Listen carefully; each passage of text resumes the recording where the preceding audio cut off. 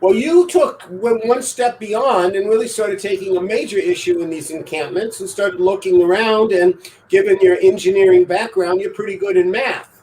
So, can you walk us through what you found out a couple of weeks ago? Just doing a head count, why it is so hard to get a handle on some of these. Yeah, every year, LASA, the Los Angeles Homeless Group, which has about a $400 million budget down in downtown LA.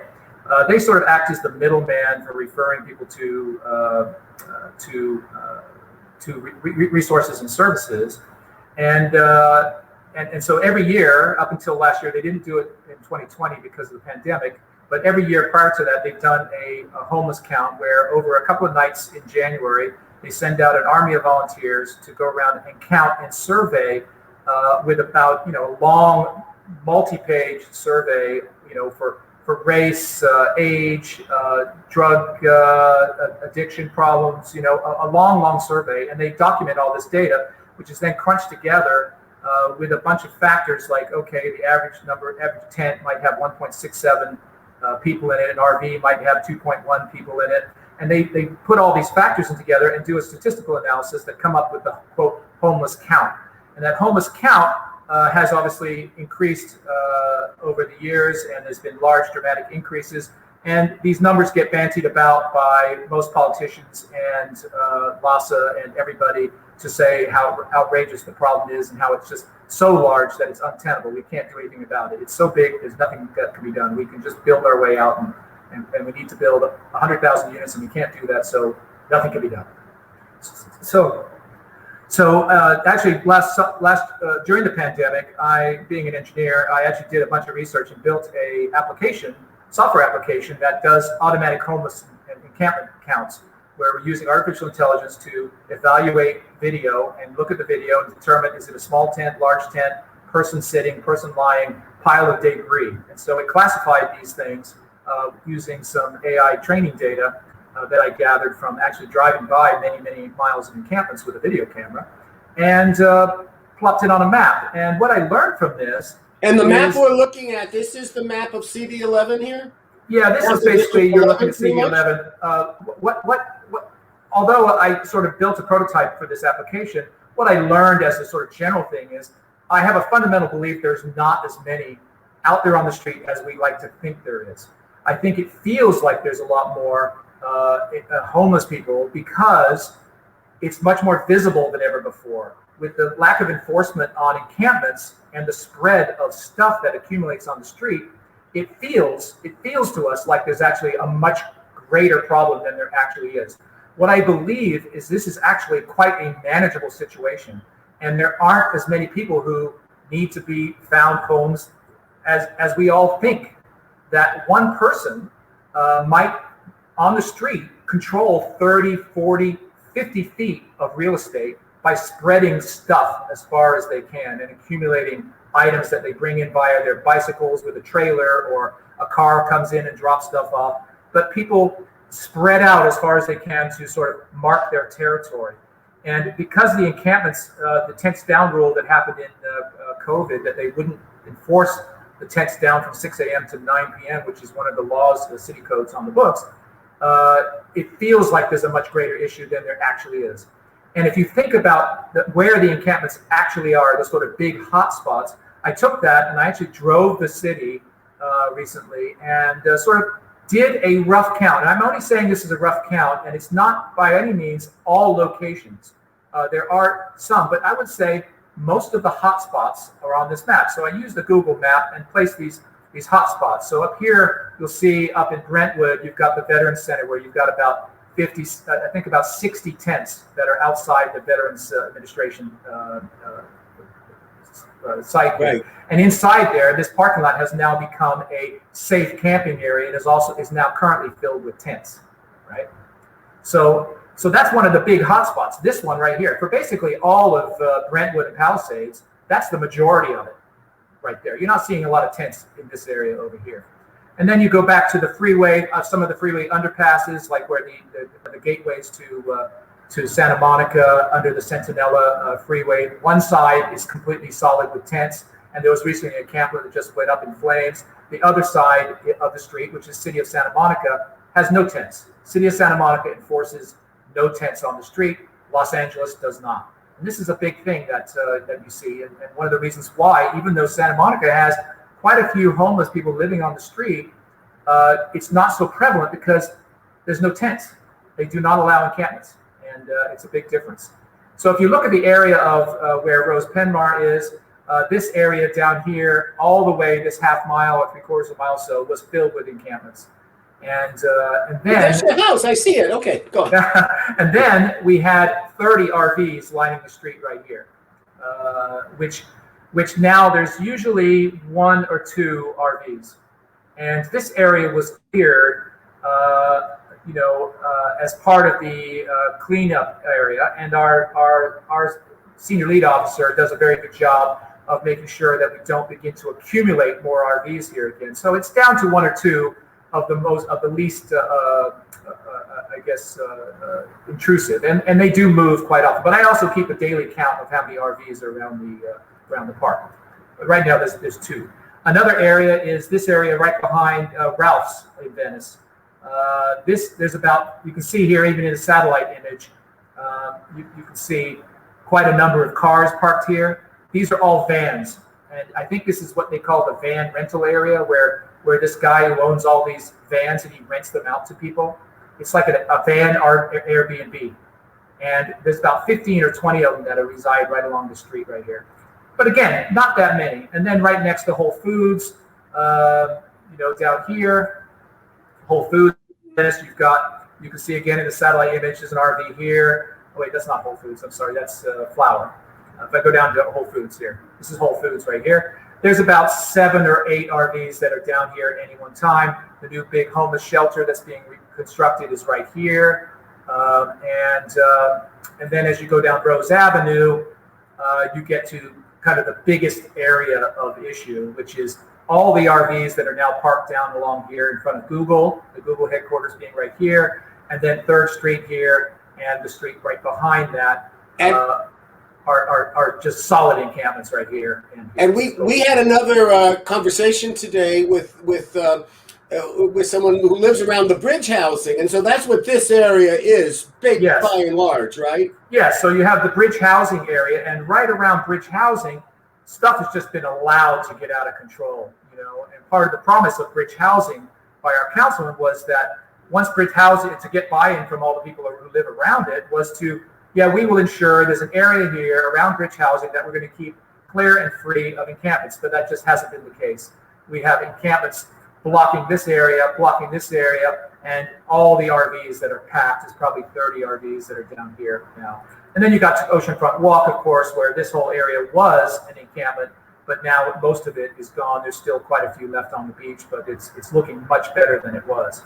So there's a big area there, and then of course you get down to Venice Boulevard, down here close to the ocean, and then by Electric Avenue there's a block of tents by Erewhon grocery store there. There's a block there in the triangle, and then I see my house. No, but yeah, I also wanted just to point out that one that you had on the other side, getting closer to the beach on Venice Boulevard. Here. This is where they want to, this whole major site there where you are, this is where they want to build one facility for 141 units. Exactly. And again, if you draw a red line around it, which I did, I call it the containment zone, because basically this is the strategy that seems to be implemented. You can't take any other conclusion other than that. If you look at CD11 as a whole and just how vast the area is and the 300,000 people that live in it, the majority of all the homeless issues are here.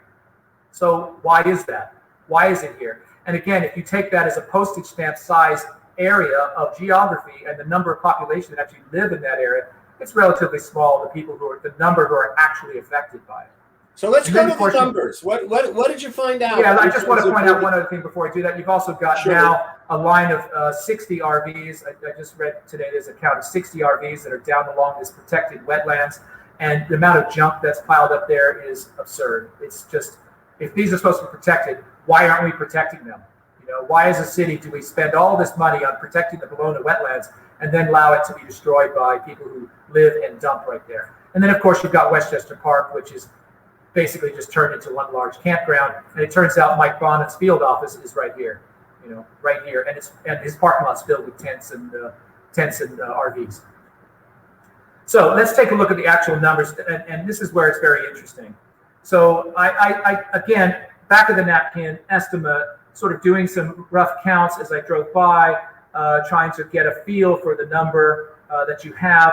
And you can see from this, I've got a total of 507. So let's say it's in the order of magnitude of 500. It's not 5,000, which many estimates you hear for CD11, you'll hear, oh, there's 4,000. There's 2,000 homeless in Venice. We've heard this number bandied about often because it serves a political end, especially for LASA, who tries to raise more money and become a bigger organization. They need a big number in order to justify and rationalize this funding, and the state needs it, the city needs it, everybody needs to rationalize a large number to bring more funding to the situation. And so, but when you start doing the add-ups, you get 60 here, that's, OFW, the biggest, 140. Well, let's say that if we took that out, if I make that a 0, look at where that number goes to. 277, we just almost cleared up half the problem. So let's do it. Let's clear up the entire city. Let's get CD11 entirely done in exactly the same method that was done for OFW and for Rose Penmar. And that's really the interesting thing here, is that this is not an unmanageable problem. Forbidding RVs to park overnight in the city. There are RV parks. There's places where RVs can legally park. On the streets or the sidewalks are not them. You don't know what's happening to this stuff. People living long-term on the sidewalk, they're dumping stuff. Some of these RVs have been parked for months. There's one on Westchester, right by Westchester Elementary School, that's been there for months, literally months. And it avoids paying, being moved. It's not being towed. How can this be? Right in front of a kid's school. And then there's the vans. We're going to be talking about that in a segment today with Scott Gilliam, who lives right there, and his issue is the RVs. So what's up? We're going to do a deeper dive into that. Why are these RVs being allowed to street? But let's say you take out the RVs.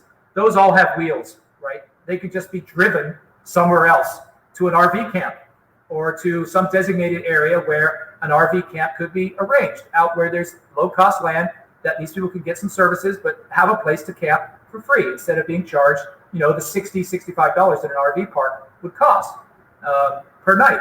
And then there's the vans. There's people living in their vans.